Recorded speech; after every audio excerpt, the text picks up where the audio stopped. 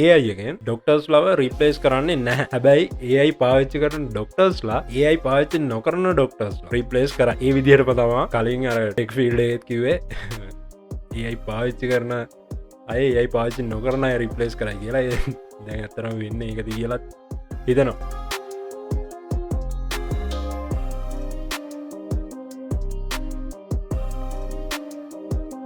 Guys, imagine this. ඔයාට අසනීපයක් වුණා. Hospital එකට ගිහිල්ලා පැය ගණන් ලයින් වල ඉන්නේ නැතු. ෆෝන් එකකින් ඔයා රියල් ටයිම් වීඩියෝ කෝල් එකක් ගන්න. සාමාන්‍ය මේ WhatsApp වීඩියෝ කෝල් එකක් ගන්න විදිහට ඔයා ෆෝන් එකෙන් වීඩියෝ කෝල් එකක් ගන්න. හැබැයි මේ වීඩියෝ කෝල් එකේ එහා පැත්තෙන් අපිත් එක්ක කතා කරන්නේ ඇත්තම හියුමන් ඩොක්ටර් කෙනෙක් නෙවෙයි. ඒ වෙනුවට කතා කරන්නේ AI එක. මේ AI එක ඔයාගේ මූණේ තියෙන වෙනස්කම්. ඔයා කතා කරනකොට ඔයාගේ වොයිස් එකේ මොන හරි වෙනස්කම් තියෙනවා නම් ඒ දේවල්. ඒ විතරක් නෙවෙයි. ඔයා ඇවිදින විදිහ පවා ලයිව් වීඩියෝ ෆීඩ් එකෙන් බලලා ඒ දේවල් ඇනලයිස් කරලා real time board certified specialist level diagnosis එකක් ලබා දෙනවා. So this is not a science fiction anymore. ඉතින් Google ලා එයාලගේ ආමි කියන revolutionary medical AI එක රිවීල් කරලා තියෙනවා. මේකේ විශේෂම දේ තමයි real world board certified primary care physician ලා එක්ක කරපු head to head randomized control test එකකින් මේ AI එක doctor level accuracy එකට විතරක් නෙමෙයි physical examination guides කරන තැන්වලදී මේ real human doctors ලවත් බීට් කරලා තියෙනවා. ඉතින් අපි කවුරුත් දැනටම ඔයාලට මොනවා රෝග ලක්ෂණයක් තියෙනවා නම් ඒ දේවල් chat GPT එකට හරි Gemini ට හරි දීලා ඒ දේවල් ගැන අහලා ඇති අනිවාර්යෙන්. ඉතින් මේ Google එකේ early AI එක උන ආමි එකනොත් මේ text dialogues විතරයි කරේ ඒගොල්ලෝ. But here's the problem. medicine කියන්නේ මේ නිකම්ම text prompt එකක් දීලා ඒකට answer එක දෙන එක නෙවෙයිනේ. ඒ කියන්නේ මේ doctor කෙනෙක් ළඟට ගියපුවාම doctor කරන්නේ ඔයා කියන දේ අහගෙන ඉන්න එක විතරයි. Absolutely not. එයා ඔයාගේ මූණේ තියෙන පේල් ගතිය, මේ skin reactions, ඔයා cough එක, breathing sounds, එහෙම නැත්නම් ඔයාගේ අත මෙහෙම උස්සන්න, මේ විදිහට උස්සන්න, මෙහෙම නැවෙන්න කියලා එක එක දේවල් කියනවා. ඉතින් මේ text only interface එකේදී මේ sensory clinical intelligence එක completeම loss වෙනවා. ඒ විතරක් නෙවෙයි.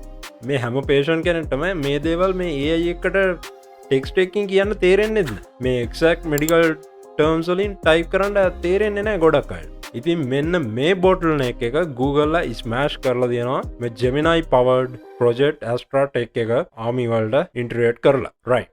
දැන් engineering පැත්තෙන් මේ දේ ගැන කතා කරමු. real time audio visual AI doctor කෙනෙක් හදන එක insane technical challenge එකක්. why?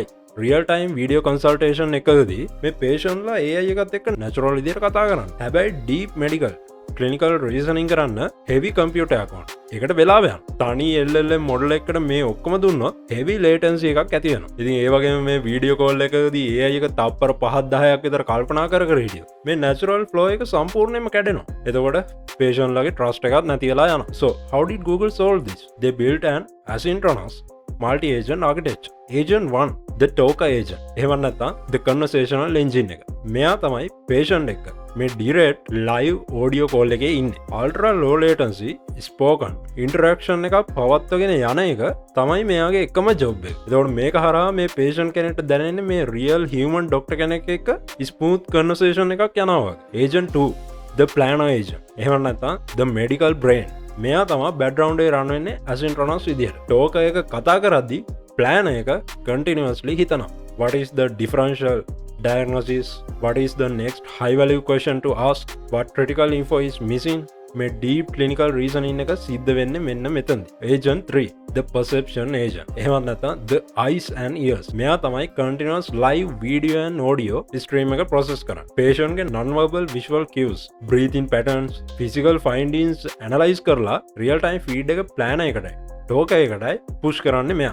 this is peak system design. ඉතින් Google එක කරා massive objective structured clinical examination study එකක්. body system 5ක් cover වෙන විදිහට scenarios 100ක් රෝග ලක්ෂණ authentic විදිහට portray කරන්න පුළුවන් මේ actors ලා. එහෙම නැත්නම් මේ patients ලා. හැබැයි ඒගොල්ලෝ බොරුවට අර patients ලා වගේ රංගපාන අය 15 දෙනෙක්. Army 30 board certified primary care physician real doctors, 20 independent board certified physicians ලාගෙන් යුත් panel එක. and guys, look at these results. Expert level medical accuracy, history taking, diagnostic accuracy සහ management planning කියන core clinical competencies ඔක්කොගෙම army එක real board certified doctors ලා තරම්ම high score එකක් අරගත්තා. ඉතින් මේ දැන් ඊළඟ දේ තමයි tracing part එක. virtual physical exam එකකදී patient අත මෙහෙම තියාගන්න. කැමරාවට ළඟ ඉඳන් ලියන විදිහ පෙන්වන්න වගේ physical inspection guide කරන තැනදී මේ ආමි එක real human doctors ලාටත් වැඩිය significantly high score එකක් ලබා ගත්තා. ඒ වගේම මේ patient actors ලා මේ text chat එකට වැඩිය මේ video experience එකට highly rate කරලා තියෙනවා. AI එකේ empathy, confidence building abilities ගැන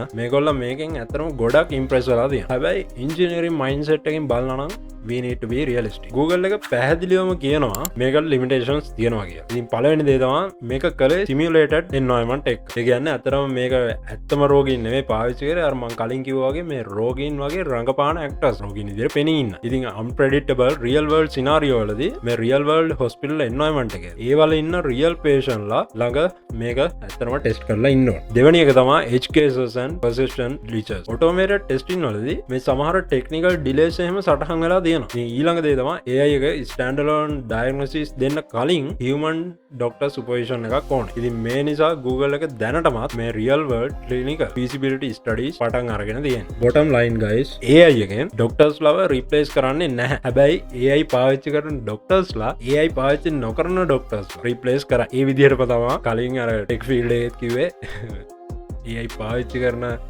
AI පාවිච්චි නොකරන අය replace කරයි කියලා. දැන් ඇත්තටම වෙන්නේ ඒකද කියලා හිතනවා. කොහොම වුණත් ඉස්සරහට බලමු මොකද වෙන්නේ කියලා මේ මෙඩිකල් ෆීල්ඩ් එකේ. දැනට මෙහෙම කියමු. ඉතින් කොහොම වුණත් මේ AMI කියන්නේ ටෙලිහෙල්ත් එකේ next level evolution එක. remote areas වල ඉන්න specialist doctor කෙනෙක් ළඟට යන්න විදිහක් නැති කෙනෙක්ට උනා මේ ලෝකයේ තියෙන උසස්ම medical AI reasoning access කරන්න අනාගතයේදී ලැබේ. හැබැයි ඒකට subscription එකක් ගන්න වෙයි දන්නේ නැහැ. ඉතින් ඔයාලට මොකද හිතන්නේ මේ multi agent audio visual AI doctor ගැන? අනිවාර්යයෙන්ම comment එකක් දාන්න යන්න. ඉතින් මේ වීඩියෝ එකෙන් value එකක් ලැබුණා නම් like එකක් දාන්න. අනිවාර්යයෙන්ම ඔයාලා යාළුවොත් එක්ක මේක share කරන්න.